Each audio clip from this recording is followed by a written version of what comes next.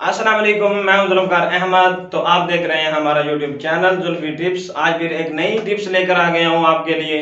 मतलब आप अपने चेहरे की झुर्रियां कैसे ख़त्म कर सकते हैं।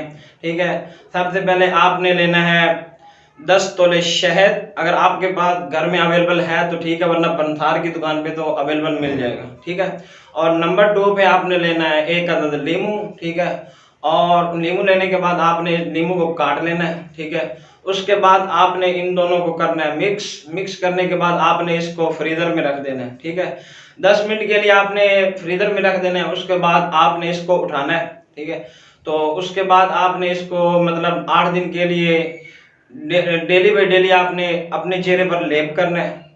मतलब सुबह दोपहर और शाम को लेप करना है। उसके बाद आपके जो चेहरे की झुर्रियां हैं वो ख़त्म हो जाएंगी परमानेंटली। अगर आपको हमारी वीडियो पसंद आई है तो हमारी वीडियो को लाइक एंड शेयर करें। अगर आप हमारे चैनल पर नए हैं तो हमारे चैनल को सब्सक्राइब कर लें और साथ में दिए गए बेल आइकन को भी दबा दें ताकि हमारी हर वीडियो का आपको नोटिफिकेशन मिल सके। तो मिलते हैं इंशाल्लाह नेक्स्ट वीडियो में, तब तक के लिए अल्लाह हाफ़िज़। Counting double digit thousands.